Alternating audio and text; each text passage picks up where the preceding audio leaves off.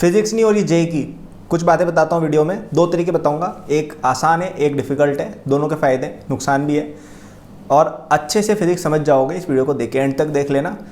Preparation के लिए free short notes चाहिए मेरे, तो डिस्क्रिप्शन में जो फर्स्ट लिंक है उस पर जाना, आपको वहाँ पे जाओगे मेरे फ्री शॉर्ट नोट्स मिल जाएंगे जो आपको फिजिक्स में तो हेल्प करेंगी, पूरे जेई में हेल्प कर जाएंगे।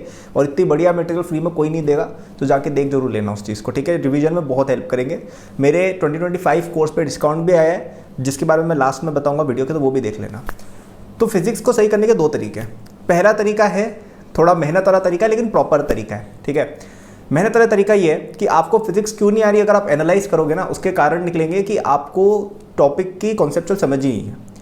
और टॉपिक की कॉन्सेप्चुअल समझ क्यों नहीं है, क्योंकि आप कोचिंग वालों के चक्कर में पड़ चुके हो। कोचिंग वाले क्या करते हैं, कोचिंग वाले हर चीज़ को ऐसे देखते हैं कि ये क्वेश्चन, मतलब हर चीज़ को थ्योरी बना देते हैं। जैसे फॉर एग्जांपल काइनेमेटिक्स है, अब काइनेमेटिक्स के अंदर जैसे प्रोजेक्टाइल मोशन है, प्रोजेक्टाइल मोशन में केवल इतनी सी थ्योरी होनी चाहिए कि भाई कंपोनेंट ब्रेक कर लो, दोनों को सेपरेट एनालाइज कर लो, और मे भी 2 या 3 फॉर्मूले बता दिए, that's it, that should be the theory, जैसे अपने HC वर्मा या NCERT में किया हुआ है।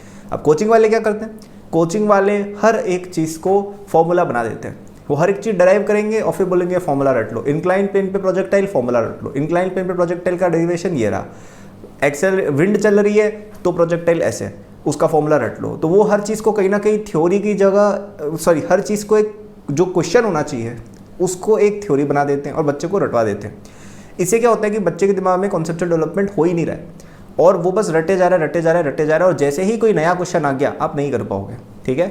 स्पेशली जेईई एडवांस के क्वेश्चन आपसे नहीं होंगे।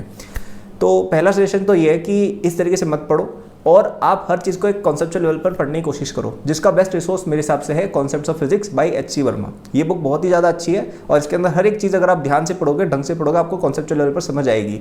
हर एक चीज़ को धीरे धीरे पढ़ो, समझ में जब तक नहीं आए तब तक धीरे धीरे पढ़ना है। लोग अपने को पागल बनाए जाते हैं कि अरे हाँ समझ में आ गया, चलो आगे बढ़ो, नहीं। आप जब तक उस चैप्टर को, उस टॉपिक को नहीं समझ जाते, आपको उसको बार बार पढ़ना है, फिर इजी क्वेश्चन करना है, फिर मीडियम क्वेश्चन करना है, फिर हार्ड क्वेश्चन करना है। क्वेश्चन नहीं हो रहा है, वापस से थ्योरी पर जाओ, वापस एग्जाम्पल पर जाओ, सॉल्यूशन से हिंट लो, ऐसे धीरे धीरे चलना होता है। ऐसे नहीं होता है कि वह पहली बार पढ़ते ही समझ में आ गया, ऐसे भी नहीं होता है कि हार्ड क्वेश्चन पहली बार में बन गए। हर एक स्टूडेंट, भले वो कितना भी होशियार हो, उसके सामने ऐसे क्वेश्चन रखे जा सकते हैं जो उससे नहीं होंगे। आप दुनिया के बेस्ट फिजिक्स टीचर को या दुनिया के बेस्ट फिजिक्स साइंटिस्ट को ले आइए, उसको भी आप ऐसे क्वेश्चन दे सकते हो जो वो नहीं कर पाएगा। हर एक बंदा हर एक क्वेश्चन नहीं कर सकता, इट इज़ परफेक्टली फाइन, लेकिन समझ अगर आपकी अच्छी होती है तो probability of solving hard questions बढ़ जाती है, ओके। तो पहला सजेशन तो ये रहेगा, जो डिफिकल्ट मेथड है कि हर चीज़ को एक कॉन्सेप्चुअल लेवल पर ब्रेक डाउन करो, हर चीज़ को बिल्कुल बेस लेवल पर जाके पढ़ो। आप ऐसे चलोगे, बीच की चीज़ें करोगे कि अच्छा हाँ समझ में आ गया, आगे बढ़ लेते हैं, ऐसे नहीं होगा। फिजिक्स पेशेंस का सब्जेक्ट है, फिजिक्स विजुअलाइजेशन का सब्जेक्ट है, जिसमें आपको हर चीज़ सोचनी पड़ेगी और समझनी पड़ेगी कि ये चीज़ क्यों हो रही है, ठीक है। तो आप जब तक इस तरीके से नहीं पढ़ते नहीं होगा। बेस्ट रिसोर्स मैंने बता दिया, HC वर्मा की रीडिंग करो, ये चीज़ में बहुत हेल्प होगी। लेकिन रियलिटी ये है कि ज़्यादातर बच्चे इतनी मेहनत करना नहीं चाहते, और ज़्यादातर बच्चे इतना एम भी नहीं करते हैं और इतना समझ भी नहीं पाते। तो एक थोड़ा लेजी तरीका बताता हूँ जो आपके कोचिंग वालों जैसा ही है, वो ये है कि फिजिक्स में बिल्कुल भी दिमाग मत लगाओ ही मत। अगर आपका नहीं चल रहा है, देखो दिमाग लग रहा है, चल रहा है, आप मेहनत करने को रेडी हो तो बिल्कुल लगाना चाहिए। लेकिन अगर नहीं चल रहा है बाय चांस ही, भाई है ही नहीं मन बच्चे का, या फिर आपसे होता ही नहीं है, तो मेरे हिसाब से क्या कर लो, आपके टीचर जो बोल रहे हैं वही कर लो, और उससे एक कदम आगे बढ़ जाओ कि हर एक चीज़ को रट डालो, हर एक क्वेश्चन टाइप रट डालो कि भाई इंक्लाइंड प्लेन पे प्रोजेक्शन आएगी तो ये इसका फॉर्मूला है, इसमें वैल्यू प्लग इन की, कैलकुलेट कर लिया। रोटेशन आ रहा है, रोटेशन, अच्छा रोलिंग मोशन हो रहा है, अच्छा क्वेश्चन में ये एग्जैक्ट वर्ड लिखे हुए हैं तो ये कर लो। अरे इलेक्ट्रोस्टैटिक्स में अच्छा इस तरह का क्वेश्चन गॉस लो, अच्छा गॉस लो में तो ये वाले क्वेश्चन अपन ने रटे हुए, अरे ये वाला क्वेश्चन आ रहा है, अच्छा ये वाला प्रॉब्लम टाइप है तो ये कर लो। तो अगर आप ऐसे ध्यान देंगे ना, तो पूरे फिजिक्स के अंदर मे बी 500 या 600 ही होंगे, 500 से बहुत ज़्यादा बोल दिया मैंने, शायद 150 to 200 क्वेश्चन टाइप्स ही होंगे पूरे फिजिक्स में, अगर हम 80 to 90% सिलेबस की बात करें। हाँ ऑफ कोर्स अगर आपको बिल्कुल 100 में से 100 लाना है, देयर कैन बी इनफाइनाइट तो क्वेश्चन टाइप्स। लेकिन अगर आप एक डिसेंट रैंक चाहते हो कि भाई जेईई मेन में अपने 200 नंबर आ गए, जेईई एडवांस में अपन को एक ढंग की ठीक ठाक IIT मिल गई, इतना रैंक अगर चाहिए, स्पेशली जेईई मेन की बात अगर हम करें, तो अगर आप इवन क्वेश्चन टाइप्स याद करके भी चले जाओ, भाई हर चैप्टर में 10 ही तरह के क्वेश्चन होते हैं, हर चैप्टर में ऑन एवरेज बात करें, हाँ जैसे सरफेस टेंशन में तो 3-4 तरह के क्वेश्चन ही बनते हैं, रोटेशन में ज़्यादा बनते हैं, इलेक्ट्रोस्टैटिक्स में ज़्यादा बनते हैं, करंट इलेक्ट्रिसिटी में भी ज़्यादा बनते हैं। लेकिन जैसे एसी हो गया, ईएमआई हो गया, इनमें क्या क्वेश्चन टाइप बनते हैं, वही 4-5 क्वेश्चन टाइप है, तो क्वेश्चन टाइप रट ही डालो। जेईई मेन में तो बहुत ही अच्छे नंबर आ जाएंगे केवल ये काम करके भी, कि क्वेश्चन टाइप रट डाले कि भाई ये क्वेश्चन आ रहा है, इसमें ये अगर लिखा हुआ है तो ये फॉर्मूला लगा के आंसर निकाल ले, दैट्स इट। बस इतना सा काम कर लो और आपका काम हो जाएगा, स्पेशली न्यूमेरिकल वाले क्वेश्चन। क्या ये मैं सजेस्ट कर रहा हूँ? नहीं।